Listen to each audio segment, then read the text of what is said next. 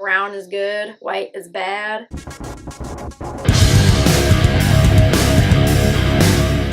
Hi, thank you for clicking on the video, and I hope everyone is doing really well today. So I am going to be talking about a diet today that was requested probably about 2 months ago, where I said I was in the works of it, and I was. It's just taken me a while to research it, and as I was researching it, I was like, I feel like I've already done this diet, or at least read about it, so I may be repeating myself. So today I'm going to be talking about the low glycemic diet, or diets, because apparently there's more than one, even though you essentially do the same thing. So the low glycemic diet, or low GI, is based off something called the glycemic index. Who saw that one coming? Results of the diet include weight loss, reduced blood sugar levels, lower risks of heart disease and type 2 diabetes. However, there are some criticisms, including that the system of ranking foods is not reliable and it falls short of being able to tell you the actual healthiness of the foods. So the glycemic index, or GI, is basically a ranking system of categorizing foods based off their effect on your blood sugar levels. So our digestive system breaks down carbohydrates into simple sugars, which are then released into our bloodstream. Different carbohydrates have a different effect on our blood sugar. The glycemic index has a control group of 50 grams of absorbed pure glucose equals a GI value of 100. So then from there, they're able to, whatever food you are looking at, they are able to tell you the GI value of that food based off that control group of 50 grams to a score of 100. There are 3 categories or rankings. So there's low GI, which is 55 or less. There is medium, which is 56 through 69, and a high GI of 70 or more. Foods with a low GI are absorbed slower, resulting in a smaller and slower rise of blood sugar levels, and that is why those foods are emphasized when you are on a low GI diet. It's in the name, pretty self-explanatory.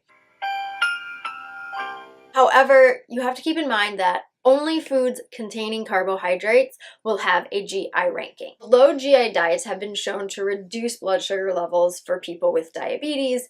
Diets that have higher GI levels have been shown to increase the likelihood of type 2 diabetes. Studies have shown that low GI diets can help improve cholesterol levels, help you lose weight, and reduce the risk of some cancers and heart disease. Obviously, a low GI diet, you swap high GI foods that most of us typically always eat more of, and you swap them out for low GI foods. So basically, you can eat all categories of food. It's just within those categories there are yes foods and there are no foods. You can eat bread, but eat the brown kind. So like whole grain, multi, rye, and sourdough. So you can eat grains, obviously, rice and pasta, rolled oats, soba noodles, rice noodles, basmati rice, long grain, brown rice, quinoa, barley, buckwheat, a lot of brown foods. So you can eat fruit, even though fruit, everyone knows, is high in carbohydrates and sugar, all the scary stuff,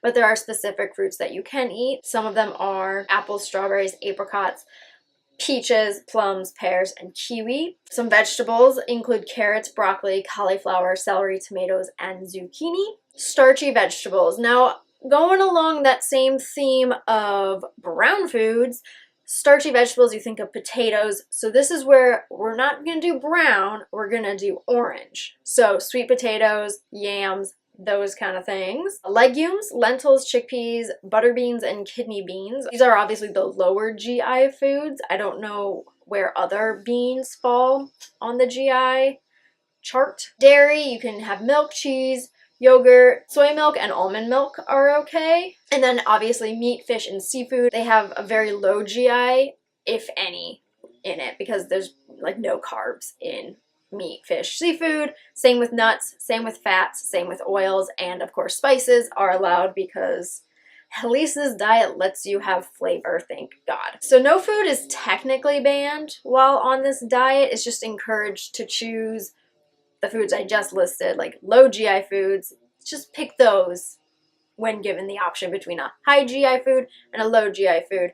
Go with the low one. In a nutshell, without giving you a massive list of what is not allowed, basically white foods. White foods, highly processed foods, instant foods, baked goods, treats, candy, basically anything that is considered junk food. All right, so I'm gonna outline the criticisms of the diet, and then I'm gonna criticize the diet because that is what I do.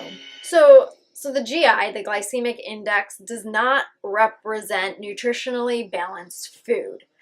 Just because a food has a low GI does not automatically mean that it's healthy or healthier. It's not always the best food. And the website that I got my information from pointed out that ice cream actually has a low GI. However, is it the best choice for us? You shouldn't eat ice cream all day long. I am walking proof of that.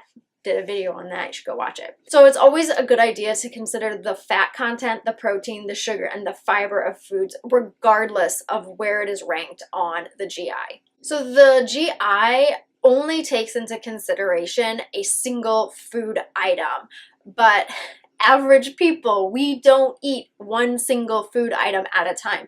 Usually we're eating a meal, which is multiple ingredients mixed together. The GI doesn't take that into account because some foods actually react differently when paired with other foods.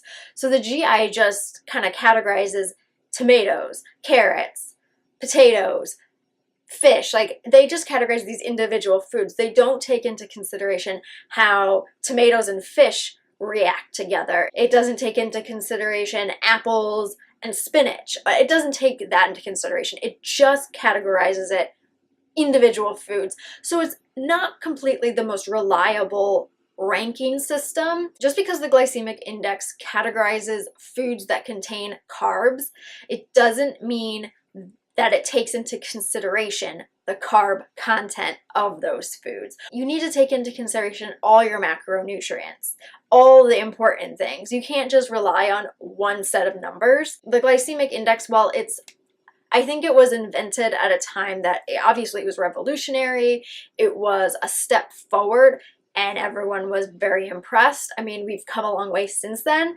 so we've now come to understand nutrition a little bit better, and we've realized, okay, this is good, but it's not the whole picture. We really need to look at the whole picture. So first of all, I want to talk about the word low. The word low is in the title, and of course, for some reason, we are conditioned to, when we hear the word diet, there is a little bit of hesitation, but I think we're conditioned to almost gravitate towards diet as though diet is good. And so whatever becomes before the word diet is also good. So low GI diet. So the word low, I think that it's a small little word, but it actually is very powerful in this sense. You hear the word low and it's low diet, and you automatically associate it with low weight. Got to lose weight, gotta be smaller, gotta make that number smaller. And there's an emphasis on the lower number is better. And I think, while yes, they're not talking about a lower weight, it can be translated to wanting a lower weight, using this low diet to make the number on the scale get lower and lower. Diet in and of itself, we always think of restriction. We always think of limitations. We're always losing something. And ideally, with a diet, you're trying to lose weight. But it can turn into an obsession.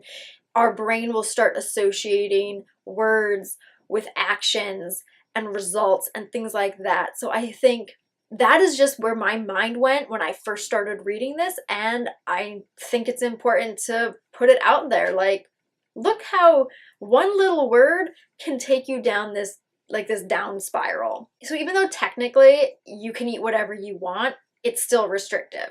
How does that work? Nothing is off limits. Just make this choice. There's still that control. They're still steering you in this direction. You have all these foods in front of you, but don't look over here. Just over here, even though all of these are at your disposal. So it is restrictive.